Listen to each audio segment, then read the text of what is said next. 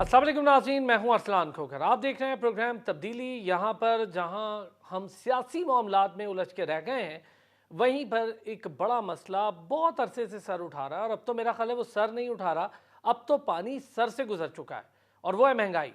इस कदर महंगाई, कमर तोड़ महंगाई, कि आम आदमी की जेब के अंदर जो पैसे हैं, वो अब ये सोचता है कि इन पैसों से वो घर कैसे चलाए, क्योंकि जो महंगाई की शरह है वो इस कदर बढ़ चुकी है कि अगर हम उसका इजाफा देखें तो लोग कोई 40%, 30%, 35%, ये बातें बहुत पीछे रह गई हैं।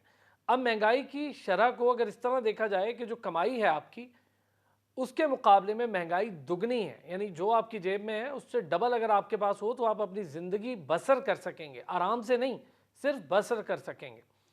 हालिया इजाफा बिजली की कीमतों में, उसके बाद शरह सूद पाकिस्तान में तारीख की बुलंद तरीन सतह पर है। मॉनिटरी पॉलिसी का जब भी ऐलान होता है हम देख रहे हैं कि बढ़ती जा रही है और कोई नीचे की तरफ नहीं आ रही। क्या फ़ायदा होता है शरह सूद के बढ़ने का, और बैंकों में क्या लोग पैसे रखवा रहे हैं, और रखवा रहे हैं तो उसका क्या फ़ायदा हो रहा है? क्योंकि महंगाई में कमी के लिए ये एक फार्मूला बताया जाता था हमें कि शरह सूद जो है वो जब भी बढ़ाई जाएगी तो महंगाई में कमी होगी। ऐसा कुछ हुआ तो नहीं। और दूसरी तरफ सर्कुलर डेट हो, आपका करंट अकाउंट डेफिसिट हो, आपकी इंडस्ट्री हो, तमाम तर चीज़ें डिक्लाइनिंग का शिकार हैं। जो चीज़ इस वक्त बढ़ रही है वो है कर्ज, या फिर आवाम पर बोझ, टैक्सेशन की सूरत में, डायरेक्ट हो, इनडायरेक्ट हो।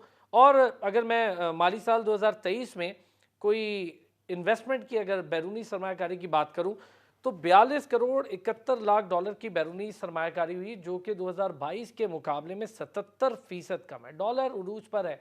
क्या कुछ है जो डिस्कस करने वाला है, आज सारी चीज़ों पर बात करेंगे, आम आदमी की बात करेंगे, और आम आदमी की तरह समझने की कोशिश करेंगे कि हालात किस नहज पर हैं और किस जानिब जा रहे हैं। डॉक्टर कैस हसन साहब माहिर मौशियात हैं, हमारे साथ मौजूद हैं। खाकान नजीब साहब, दोनों हजरात का बहुत शुक्रिया वक्त देने के लिए, thank you so much. Doctor साहब, सर आपसे शुरू करूँगा। वैसे तो खैर बहुत ज़्यादा चीज़ें जिस पर बात है, लेकिन जो महंगाई की हालिया लहर है, जिसमें बिजली की कीमत ऐसी हो चुकी है कि आम आदमी शायद सुनकर अब तो पंखा चलाने से भी डर रहा है। बात यह है सर कि जो अभी हुकूमत गई है पीडीएम की, वो मुझे नहीं पता कि सिर्फ आईएमएफ का प्रेशर था या उनके अपने भी कुछ इश्यूज थे, मगर उनकी दोनों पॉलिसीज़ जो है मॉनेटरी पॉलिसी भी और फिस्कल पॉलिसी दोनों कॉन्ट्रैक्शनरी थी। कॉन्ट्रैक्शनरी का मतलब ये है कि सारा सूद को बढ़ा दिया जाए, टैक्सेशन बढ़ा दिया जाए और इकोनॉमी को कॉन्ट्रैक्ट किया जाए। आप नेचुरली उसके साथ हमने क्योंकि बेसिक्स को ठीक नहीं किया हुआ, हमने प्रोडक्टिविटी को टच नहीं किया हुआ, ये लॉन्ग टर्म इश्यूज हैं। तो जब इंडस्ट्री बंद हो रही थी, क्योंकि शरह सूद अब बहुत ज़्यादा हो गया, तो उससे भी लोगों के रोज़गार पे असर पड़ा। फिर आपने जब बिजली के सर्कुलर डेट को के लिए शायद आईएमएफ ने कहा कि आप करें, तो उसके लिए जब आपने ये बढ़ाए, मगर सिर्फ बढ़ाए नहीं हैं, आप ज़रा देखिए कि जो पिछले महीने के बिल हैं वो उसमें और यूनिट भी डाले हुए हैं इलेक्ट्रिसिटी की कंपनियों ने, जो इलीगल है, मगर पूछने वाला कोई नहीं है। तो अनफॉर्चुनेटली जो हमारी इकोनॉमी की डायरेक्शन मुझे नज़र आ रही है वो डिप्रेशन की तरफ है। रिसेशन से हम आगे निकल गए हैं, क्योंकि जो बहुत सारे सरमायाकार थे उन्होंने डॉलरों में अपने पैसे रख के या मुल्क से बाहर ले गए या रखे हुए हैं। उनको 20-30 रुपए हर डॉलर के मिल रहे हैं, तो उनको कोई ज़रूरत नहीं है कि बैंकों में भी रखें, हालांकि वो भी शायद रख रहे हों। उनको ज़रूरत नहीं है कि सरमायाकारी करें। जब सरमायाकारी नहीं होगी तो सप्लाई चेन भी डिस्टर्ब होती है। जब सप्लाई चेन डिस्टर्ब, फ्लड्स ने भी हमारा सत्यानाश कर दिया। तो इन नटशेल आपके जो पिछले फाइनेंस मिनिस्टर थे उन्होंने दावे तो बहुत किए थे, मगर महंगाई दे के मुल्क को छोड़ गए। अब जब तक आप बड़ी सीरियसली प्रो इन्वेस्टमेंट पॉलिसीज़ नहीं बनाएंगे, बड़ी सीरियसली ये जो है आपके ऐसे अदारे जो नुकसान में जा रहे हैं उनको या निजकारी करें या रिस्ट्रक्चर करें, तो मुल्क में ये बड़ा सीरियस बुरहान है। मेरा अपना जो हमेशा से ख्याल रहा है वो ये है कि ये शायद हम सिर्फ ऊपर की कुछ परसेंटेज लोगों के लिए सारी पॉलिसीज़ बनाते हैं जो लीगल या इलीगल मनी से ये सारी रेल पे नज़र आती है। बाकी जो अवाम है उस पर बोझ डाला जाता है टैक्सों के ज़रिए, जो डायरेक्ट भी हैं, इनडायरेक्ट भी हैं, मगर हिडन भी हैं, और उसके साथ साथ महंगाई। अब पहले हम 30-32% कहते थे, अब मुझे नहीं पता कि वो उससे बड़ी है कि नहीं। शायद फॉरेन इन्वेस्टमेंट का हम इंतज़ार कर रहे हैं, मगर आप ही ने बता दिया कि फॉरेन इन्वेस्टमेंट तो 75 to 78% कम हुई है। तो ये सारी जो पॉलिसीज़ बनी हैं, अब जो बात शुरू में आपने की वो बड़ी इम्पॉर्टेंट है कि सर ये डिमांड पुल इन्फ्लेशन को इंटरेस्ट रेट जो है कम किया करता है।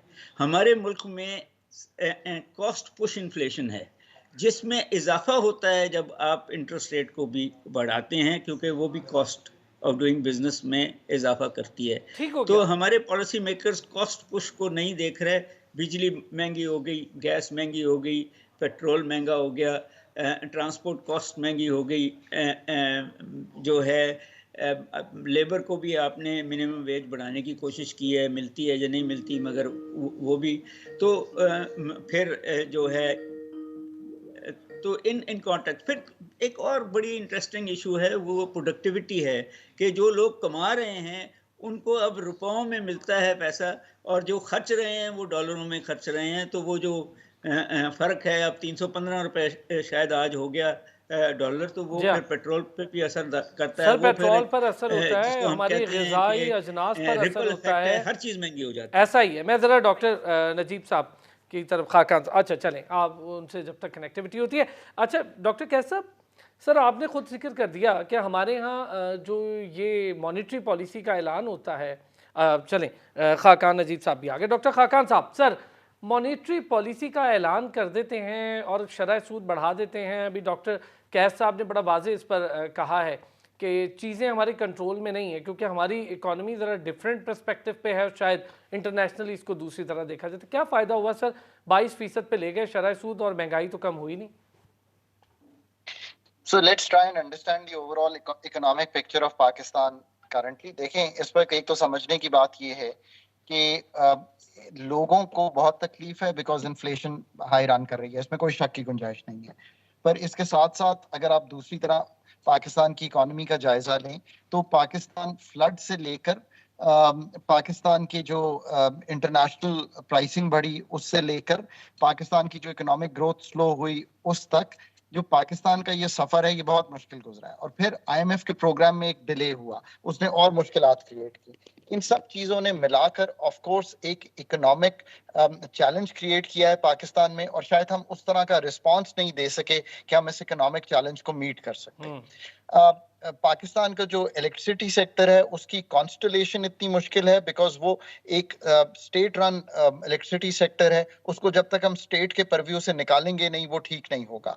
जो पाकिस्तान का इकोनॉमिक ग्रोथ मॉडल है उसको हमें ठीक करना है, वो हम चला रहे हैं कि हम किसी तरह फिस्कल इम्पेटस यानी कि पैसे डालकर पाकिस्तान में ग्रोथ क्रिएट करें। हर आने वाली हुकूमत ने यही कोशिश की है कि किसी तरह ग्रोथ क्रिएट की जा सके। इस तरह पाकिस्तान ने एंडोजिनस ग्रोथ, जो कि जैसे कैस साहब भी फरमा रहे थे, इन्वेस्टमेंट, इनोवेशन, प्रोडक्टिविटी, ये तीन चीजें हैं जिस पे बेस करके हमने ये सारा सिलसिला चलाना है आगे, वो अभी हम नहीं कर पाए। पर what has happened in the past is in the past. So यहां से अब चलें कैसे? देखिए, एक तो बात यह है कि अभी इमीडिएट के हालात हैं जिनको हमें संभालना है। उसमें नंबर वन ऑफ कोर्स एक रुपए पे प्रेशर है, एक आपने बिजली का जिक्र किया। सो बिजली के ज़मन में एक थोड़ी सी बेहतर न्यूज आपके सामने ये रखता हूं कि इस वक्त एक खबर चल रही है कि शायद 5 रुपए बिजली के नर्ख जो हैं वो तब्दील हो गए हैं अगले क्वार्टर के लिए। ऐसा नहीं है, बिजली के जो नर्ख तब्दील हुए हैं और जो इम्पैक्ट एवरेज जो इस वक्त 29 रुपए का यूनिट है उस पे आ रहा है, वो 2 रुपए 33 पैसे के करीब है। ये इस तरह से है कि एक तो उसको स्टैगर कर दिया गया, अगले 6 माह एवरेज प्राइस जो है वो 2 रुपए 33 पैसे बढ़ी है, और उसकी एक वजह ये भी है कि एक क्वार्टरली जो हमारी राइस है वो खत्म हो रही है सितंबर में, सो वो खत्म होगी और एक नई 3.5 रुपए की टेक ओवर करेगी, पर ये नेट राइस 2 रुपए 33 पैसे अच्छा का आएगा। डॉक्टर खाकान साहब, मैं ज़रा सा अगर आपसे समझना चाहूँ, आपने ये जिक्र ही कर दिया कि 2 रुपए जो पैसा हैं उस तक गए, लेकिन जो हमारे डिफरेंट स्लैब्स बना दिए जाते हैं, चाहे वो गैस के हवाले से हो और चाहे वो बिजली के हवाले से हो, तो उस पर तो डिफरेंट पैसे लगते होंगे ना?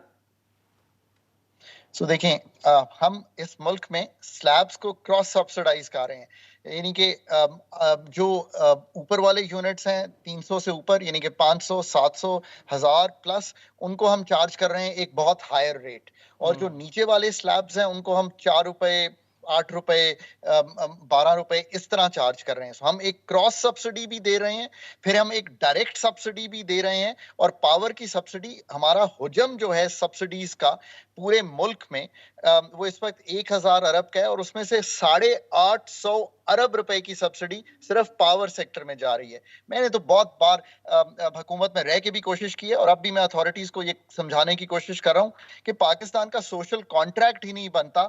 गरीब आदमी या जो लो इनकम अर्नर है वो ये समझता है कि बिजली की कीमत 4 रुपए है। आप यकीन करें कि उसकी कीमत इस वक्त 29 रुपए है, जो हम 4 रुपए की बिजली दे रहे हैं अपने गरीब आदमी को। अब आप ये कह सकते हैं कि वो 29 रुपए गलत है, उसमें हुकूमत की इनएफिशिएंसीज हैं, ये तो मैं पहले मान चुका हूं, पर जरा स्टेट का कॉन्ट्रैक्ट देखिए क्या है इस वक्त, कि वो आपको 4 रुपए की बिजली दे रही है, जबकि वो कॉस्ट 29 रुपए की कर रही है, फिर क्रॉस सब्सिडाइज भी कर रही है और सब्सिडी भी डाल रही है। पाकिस्तान को इस चीज से निकलना है, कॉस्ट ऑफ सर्विस चार्ज करनी है, और इनकम सपोर्ट प्रोग्राम के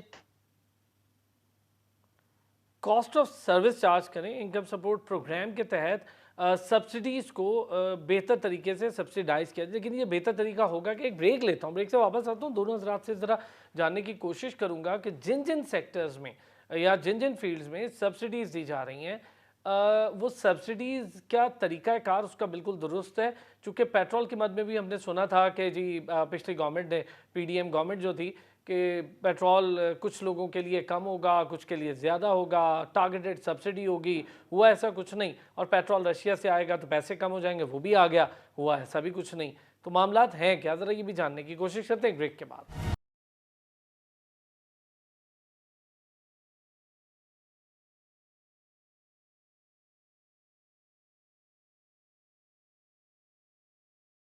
बैक जी। अच्छा डॉक्टर कैसब सर, सब्सिडीज़ अभी जिक्र कर रहे थे डॉक्टर खाकान साहब के, सब्सिडीज़ के हवाले से 1000 अरब रुपए की सब्सिडीज़ हैं, को 8 साढ़े 800 अरब की सब्सिडीज सिर्फ इलेक्ट्रिसिटी या पावर सेक्टर की मद में है। सर सब्सिडीज़ टारगेटेड ठीक है, लेकिन आजकल तो जो यूनिट्स हैं नॉर्मली 500-600 यूनिट, गर्मियों में तो जाहिर है कि कोई एक आधा एसी कोई ना कोई अब चला ही लेता है। जो चीज़ें किस्तों पर मिलती हैं तो लोग ले लेते हैं, और फिर गर्मी भी बहुत ज़्यादा। अब किस तरह से ये इसको अलग किया जा सकता है कि जी 5 मरले का घर है तो उसके अंदर इतने पैसों का बिल आ रहा है और उससे ऊपर का बिल, लेकिन सबका ही तकरीबन ज़्यादा। कैसे सब्सिडीज़ को डिवाइड किया जाता है और क्या सोच कर किया जाता है? ख्याल है कि ये जो लफ्ज़ सब्सिडीज़ है, हमने इस मुल्क में गरीब के नाम पे अमीरों को नवाजा है। आप सब्सिडीज़ की बात की डॉक्टर साहब ने, तो वो जो मुफ्त बिजली ले रहे हैं वो गरीब तो नहीं है, वो तो और बहुत सारी मरातें ले रहे हैं। तो और वो जो बिजली चोरी कर रहे हैं वो भी इंडस्ट्रियलिस्ट भी हैं और इस किस्म के पावरफुल लोग हैं। उसका भी बिल उन पे दिया जाता है जो बड़े ऑनेस्टली बिल देते हैं।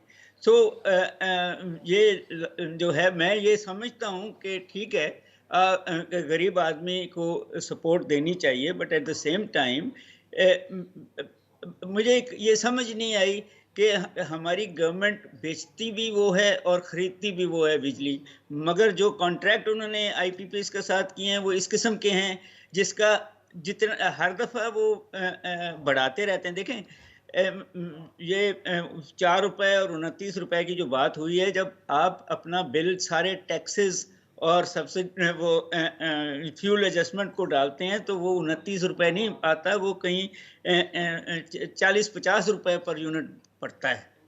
असल तो बंदे ने ये देखना है ना कि जेब से क्या गया है। तो ये जो टेक्निकलिटीज में इशू बहुत बड़ा सिंपल है कि अगर आप इन कंपनीज को का कंपटीशन कराएं और इनको कहें कि डायरेक्टली लोगों को बेचो बिजली, गवर्नमेंट सिर्फ आपकी क्वालिटी चेक करेगी, तो शायद बहुत सारे मसले हल हो जाएं। या फिर अगर आपको याद हो कि जब आईपीपीज नहीं होती थी और वापडा ही सब कुछ देता था, तो ये प्रॉब्लम्स नहीं थे। तो दोनों में से एक काम करना पड़ेगा कि या आपको आईपीपीज उड़ाने पड़ेंगे या आपको गवर्नमेंट के इंटरवेंशन उड़ानी पड़ेगी, फिर खुद ही लोग फैसला करेंगे। और मैं आपकी बात पे एग्री करता हूँ कि अब एक एसी जो है वो लग्जरी नहीं है। अगर आपने बच्चे पढ़ाने हैं घर में बैठ के, अगर आपने कोई और काम करना है, तो इस गर्मी में आपके पास एक ऐसा एटमॉस्फेयर तो होगा जॉब इन्वायरमेंट में भी। तो और अगर आपको बिल 40,000 से उठ के 80,000 पे आ जाए उस महीने, तो आप और कुछ नहीं कर सकते। बिल्कुल सही है सर, उसके चीखने पुकारने के अलावा तो कुछ और किया ही नहीं जा सकता। और एक चीज़ आपने बड़ी इंपॉर्टेंट कही ना सर, मैं ज़रा डॉक्टर जिन लोगों खाकान ने साहब से भी शिकायत लगाई उनका मीटर बदल दिया गया कि जी आपका मीटर खराब होगा। जब हुकूमत के अदारे खुद ही चोरी करना शुरू कर दें, तो फिर आप किसके पास जाते हैं अपना रोना लेके? तो इस वक्त तो जुलाई और अगस्त में तो अवाम का हाल ये हुआ है कि वो सिर्फ IMF के नाम पे हम भी उन पे बोझ डाले बैठे हैं, तो विच इज़ अनफेयर। अच्छा डॉक्टर खाकान साहब, सर बिजली एक तरफ और ग़िज़ाई अजनास एक तरफ, महंगी ज़ाहिर है कि पेट्रोल की सूरत हाल, ट्रांसपोर्टेशन, अब कोई चीज़ ऐसी नहीं है कि जिस सेक्टर में बात करें और वहाँ महंगाई का जिन ना निकले। लेकिन सर ये जो लाइन लॉसेस हैं, सर्कुलर डेट है, इसको देखते हुए क्या ये ऐसा होता है कि लाइन लॉसेस का सारा बोझ जो बिल पेयर्स हैं, जो बिल पे कर रहे हैं, उन पर ट्रांसफ़र कर दिया जाता है? और अगर कर दिया जाता है तो ये तो बहुत ही ज़्यादा ज़्यादती और गलत तरीका नहीं है? मैं आपको एक मिसाल देता हूं कि पाकिस्तान में जब जनरल मुशर्रफ की हुकूमत गई तो 100 अरब रुपए का सर्कुलर डेट था। जब PPP की हुकूमत खत्म हुई, और वो मुझे इसलिए अच्छी तरह याद है कि वो सर्कुलर डेट मैंने आकर हुकूमत में की मदद की थी और हमने क्लियर किया था, वो 500 अरब का था। जब 500 अरब क्लियर भी कर दिया और उसके बाद PMLN की हुकूमत गई तो वो 1100 अरब हो गया। जब PTI की हुकूमत खत्म हुई तो वो 2300 अरब का हो गया और इस वक्त भी लगभग 2500 अरब के करीब है। इसके अलावा एक 1600 से 1700 अरब का सर्कुलर डेट है जो हमने सुई गैस सेक्टर में खड़ा किया है। अब इसका मतलब क्या है, ये बताने का मतलब क्या है? आपका ख्याल है कि कोई भी हुकूमत ये नहीं चाहती थी कि सर्कुलर डेट मुल्क में खत्म हो? मेरा ख्याल है ऐसा नहीं है। बताने का मतलब ये है कि हमने ये सीखा है पिछले 5, 10, 15, 20 साल में कि हम दो फैसले जब तक नहीं करेंगे तो ये मुल्क ठीक नहीं होगा। एक तो ये है कि IMF को अब बराबर कराना पड़ेगा हमें कि प्राइसिंग की तब्दीली या हम सतही तब्दीलियों से एनर्जी सेक्टर को पाकिस्तान में ठीक नहीं कर सकते। और दूसरी चीज हमें ये बराबर करानी पड़ेगी फंड को भी और हमें अपने लोगों को भी। और मिनहासुल कौम हमें एग्री करना पड़ेगा कि मैं 3 सेक्टर्स आपके सामने रखता हूं और पूरी कौम समझ जाएगी कि मैं क्या गुजारिश कर रहा हूं। पाकिस्तान में मेरा अमीर दोस्त और मेरा गरीब दोस्त दोनों नहीं आकर मुझे ये कहते कि यार मेरा मोबाइल का बिल बहुत ज्यादा आया है। दोनों नहीं मुझे आकर कहते कि मेरी सर्विस में कोई प्रॉब्लम है। जैसे कैस साहब ने जिक्र किया ना, कंपटीशन क्रिएट करें, तो ये जो 4-5 कंपनियां हैं इसमें हमने कंपटीशन क्रिएट कर दिया है। अब आगे चलिए, एक सेक्टर है जिसको हमने इस सेक्टर को हमने डीरेगुलेट किया है, लिबरलाइज किया है, प्राइवेटाइज किया है। अब एक आगे चलिए, एक सेक्टर है जिसको हम कहते हैं हमारा बैंकिंग सेक्टर, जो हमें मुनाफा भी दे रहा है, टैक्सेस भी दे रहा है। हमने उसको बहुत शायद डीरेगुलेट तो नहीं किया बट प्राइवेटाइज जरूर कर दिया है और कुछ लिबरलाइज भी करने की कोशिश कर रहे हैं। एक तीसरा सेक्टर है जिसको हम कहते हैं एनर्जी सेक्टर। सरकार बिजली बनाती है, सरकार बिजली प्राइवेट सेक्टर से खरीदती है, सरकार बिजली अपने सोर्सेज से खरीदती है, सरकार बिजली डिस्ट्रीब्यूट करती है, सरकार बिजली ट्रांसमिट करती है। खुदारा ये समझने की कोशिश कीजिए कि ये कॉन्स्टलेशन सितारों की मिल नहीं रही जिससे ये हम इसमें एफिशिएंसी ला सकें। रेगुलेटर जो है नेपरा, ओगरा, ये रेगुलेट कर रहा है पब्लिक सेक्टर के ऑफिशियल्स को और पब्लिक सेक्टर के ऑफिशियल्स को रेगुलेट किया नहीं जा सकता। सरकार पॉलिसी बनाने की बजाय वक्त अपना सारा ऑपरेशनल इश्यूज में जाया कर रही है। हमें इस कॉन्स्टलेशन से निकलना पड़ेगा, हमें उस कॉन्स्टलेशन में आना पड़ेगा जिसमें हम बिलीव करें कि प्राइवेट सेक्टर एफिशिएंसी इसमें लानी पड़ेगी। ये कलीदी फैसले अच्छा हैं जो कौम को आज बिजली पे लेने पड़ेंगे। डॉक्टर खाकान साहब, जैसे डिस्कोज हैं, अगर हम सारा कुछ उन पे छोड़ दें तो हमारे तो हाथ से जो बिजली का बिल है या यूनिट है वो तो 100 पर पहुंच जाएगा, 100 रुपए पर। फिर क्या करेंगे अगर उनको ऑपरेशनल से गवर्नमेंट निकल जाए? चले मैं अब आपको एक चीज समझाता हूं। एक तो मेरा फेवरेट क्वेश्चन जो है ना, वो आपने मुझसे पूछा नहीं कि आईएमएफ का बिजली की कीमतों से क्या ताल्लुक है, और इसी तरह मैं समझा दूंगा कि प्राइवेट सेक्टर का बिजली की कीमतों से क्या ताल्लुक है। एक पाकिस्तान में शायद मैंने पाकिस्तान का 13-16 का वो प्रोग्राम फंडामेंटली रन किया है पाकिस्तान के लिए उस कोर टीम में, और वो एक वाहिद प्रोग्राम है जो पाकिस्तान का आईएमएफ ने कभी भी अपनी जिंदगी में कंप्लीट किया है। So let me tell you कि आईएमएफ बिजली की उस मद में कैसे आपसे गुफ्तगू करती है। आज जो बिजली बढ़ी है 2 रुपए 33 पैसे, जिसका चले पूरी बढ़ी है 3.5 रुपए, एक पुराना टैरिफ कम हो रहा है, उसका अभी तक आईएमएफ से जरा ताल्लुक समझें क्या है। ना आईएमएफ नेपरा के पास पिटीशन लेके गई, डिस्कोस पाकिस्तान की जो कि सरकार की ओनरशिप में है, जनरेशन कंपनीज अपनी पिटीशन लेके जाती हैं जनरेटिंग कॉस्ट की, डिस्कोस पिटीशन लेके जाती हैं अपनी, वो ठीक। लेके गई नेपरा के पास जो एक पाकिस्तान का रेगुलेटर है स्टेट का। उसको उन्होंने कहा कि ये बिजली की कीमत बढ़ाएं। आईएमएफ अभी तक पिक्चर में नहीं आई है। उसके बाद उन्होंने कहा कि ये 3.5 रुपए बढ़ानी चाहिए। उसके बाद अब वो जाएगी गवर्नमेंट के पास, गवर्नमेंट ये तय करेगी कि मैंने किसको सब्सिडी देनी है, मैंने कहां पे टैरिफ तब्दील करना है, मैंने इंडस्ट्री को क्या टैरिफ लगाना है, मैंने उसको सब्सिडी देनी है नहीं देनी। आईएमएफ आपसे ये कहेगा कि अगर इसमें कोई सब्सिडी दी जा रही है तो वो बताइए कि उसके पैसे कहां से आएंगे। ये बिल्कुल क्लैरिटी रखें इस चीज में। आईएमएफ ये मुझे नहीं कह रही कि मैं किसी डिस्को को बेच ना दूं। दूसरा सवाल आपका कि क्या डिस्को के बेचने से बिजली की कीमत बढ़ जाएगी, ऐसा नहीं होगा। अगर डिस्को के बेचने से बिजली की एफिशिएंसी बढ़ जाएगी, मसलन लाइन लॉसेस कम हो जाएंगे, टीएनडी जिसको हम कहते हैं ट्रांसमिशन एंड डिस्ट्रीब्यूशन, अगर हमारी रिकवरी जो कि 80 82 85% है वो 100 रुपए पे चली जाएगी और हमारी बिजली की सेल बढ़ जाएगी, तो इन तीनों चीजों की वजह से आपकी बिजली की कीमत मुल्क में कम हो जाएगी, बढ़ेगी नहीं। रेगुलेटर ने ही कीमत फिक्स करनी है, ये याद रखिए। डिस्को जाके बिजली की कीमत नहीं फिक्स कर सकता, बिल्कुल वो ठीक। पिटीशन लेके जाएगा सरकार हाँ के जी, क्योंकि पास, उसने तो सरकार डिस्ट्रीब्यूशन है। करनी है। जी बिल्कुल ठीक सर। मैं जरा डॉक्टर कैस का साहब का भी इस पर व्यू ले। जी डॉक्टर कैस साहब। जी, मैं तो पहले ही आपसे कह चुका हूं कि सरकार को या तो सारा कुछ अपने पास रखना पड़ेगा या निकालना पड़ेगा। कंपटीशन, मैं एग्री कर रहा हूं कि बिल्कुल कंपटीशन इनका करा दीजिए। कंपटीशन ही कैपिटलिज्म में क्वालिटी भी देता है और प्राइसेस को भी रेगुलेट करता है। हम जब उसके अंदर मोनोपोली या गवर्नमेंट इनएफिशिएंसीज डालते हैं तो ये सारा कुछ होगा। प्रॉब्लम जो मुझे नज़र आता है वो ये है कि कुछ अदारे या कुछ इंस्टीट्यूशंस मुफ्त बिजली इस्तेमाल कर रहे हैं और उसका बोझ भी कंज्यूमर पे डाल रहे हैं। मैंने आपसे पहले भी अर्ज की कि वो पॉवर्टी के नाम पे या गरीब आदमी के नाम पे हमारे पास मशीनें जो हैं जो बिजली पैदा कर रही हैं, वो प्राइवेट सेक्टर में हो या पब्लिक सेक्टर में, वो सेकंड हैंड हैं। वो मेरे लिहाज से मार्जिनल एफिशिएंसी लूज कर चुकी हैं। वो 1 रुपया आप उसमें डालते हैं, 25 पैसे की बिजली आपको मिलती है। ये अगर आप उनको कंपटीशन कराएंगे तो उनको नई मशीनें लानी पड़ेंगी, नई टेक्नोलॉजी लानी पड़ेगी। ठीक है, सिस्टम्स अपग्रेड करने पड़ेंगे। जी बिल्कुल चेंज करने पड़ेंगे, क्योंकि नहीं तो कोई और आके वो सारे सेक्टर। मगर मैं एक और इशू पे ध्यान देना चाहता हूँ। जी प्लीज। क्यों नहीं ये सब्सिडीज के थ्रू आप सोलर पैनल्स लोगों के घरों पे लगा देते और रिवर्स मीटरिंग करा देते, तो आपकी बहुत सारी जान जो है, आप रिन्यूएबल एनर्जी पे भी चले जाएंगे और बहुत सारी जान आपकी छूट जाएगी एटलीस्ट कंज्यूमर की। इसी तरह आपकी जो मकान कॉस्ट है उस पे आप विंडमिल लगवा दें, प्राइवेट सेक्टर से लगवाएं, आपको आधे से ज़्यादा मुल्क को बड़ी इन्वेस्टमेंट तो होगी मगर चीप एनर्जी मिलनी शुरू हो जाएगी, क्लीन अच्छा एनर्जी डॉक्टर शुरू हो कैस जाएगी। साहब, एक सिर्फ अगर मुझे आप 1 मिनट की इजाजत दें, क्योंकि डॉक्टर खाकान साहब काफी गवर्नमेंट के साथ काम कर चुके हैं।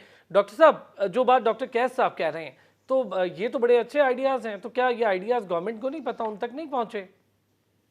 तो देखिए इसमें कोई शक नहीं है, ऑफ ग्रिड सॉल्यूशंस जो है वो पाकिस्तान का फ्यूचर है। अगर बिजली की कीमत इतनी महंगी हो गई है तो सोलर पे जाना, और बहुत से हमारे पास छोटे डैम्स के प्रोजेक्ट हैं, नॉर्थ से लेके हम नीचे तक ला सकते हैं। ऐसा नहीं है कि बिल्कुल ही कोई काम नहीं हुआ। मेरा ख्याल है कि कोई 32 छोटे डैम्स जो हैं पिछले 5 8 10 साल में बने भी हैं, मुझे एग्जैक्ट नंबर नहीं याद।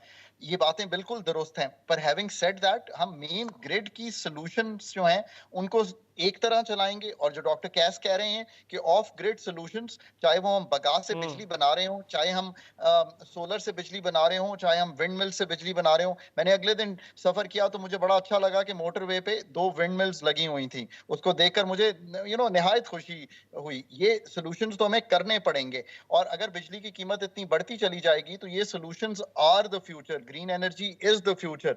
बट जो इतना बड़ा बिजली का निजाम है जो कि एक बेस लोड चलाता है पाकिस्तान का, उसको उसकी दुरुस्तगी अपनी जगह है, बट लोगों को ये काम करने चाहिए, बिल्कुल करने चाहिए, इसमें कोई शक की चले, गुंजाइश नहीं सब्सिडीज है। देना को राइट जगह पर दें, सोलर के लिए दें, सोलर के लिए बढ़ावा दें इस मुल्क में और इनकरेज करें सोलर सिस्टम्स को। तो बहुत ज़्यादा रिवर्स मीटरिंग की बात की, बहुत ज़बरदस्त आइडियाज़ हैं, लेकिन जाहिर है कि सारी चीज़ें वो लोग बता रहे हैं जो खुद इस पर कंक्रीट काम करते हैं, जानते हैं मीशत को, मीशत के साथ उसके जो सारे पैचेज हैं उसको ठीक करना। बहुत शुक्रिया डॉक्टर कैस असलम साहब और डॉक्टर खाकान नजीब साहब हमारे साथ मौजूद थे। ब्रेक लेंगे, ब्रेक से वापस आएंगे तो ज़रा इलेक्शन कमीशन और सदर के दरमियान होने वाली खतों किताबत पर भी बात करें।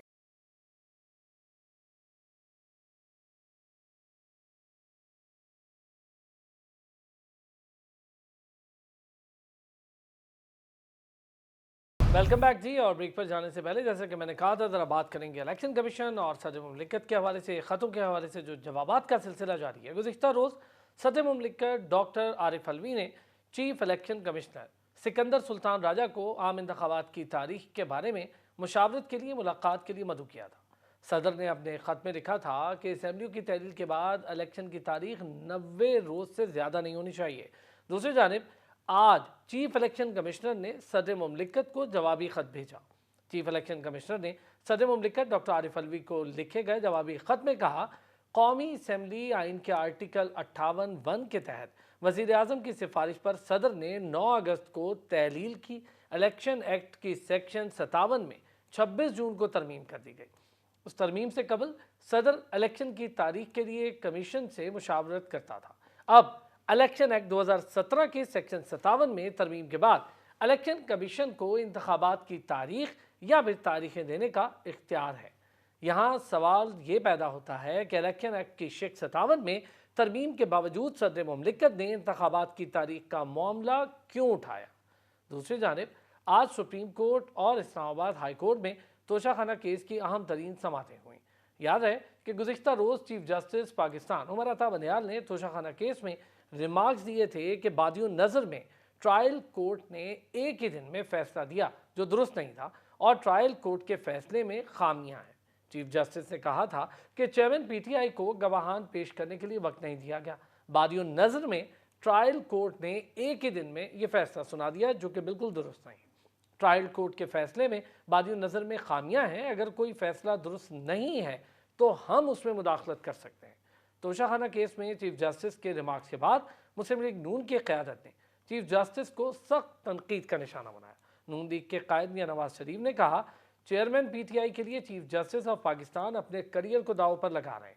इसी तरह चीफ ऑर्गेनाइजर मुस्लिम लीग नून मरियम नवाज का कहना था, चीफ जस्टिस ऑफ पाकिस्तान का चेयरमैन पीटीआई की वकालत करना कायद पीटीआई को अच्छा नहीं बना सकता।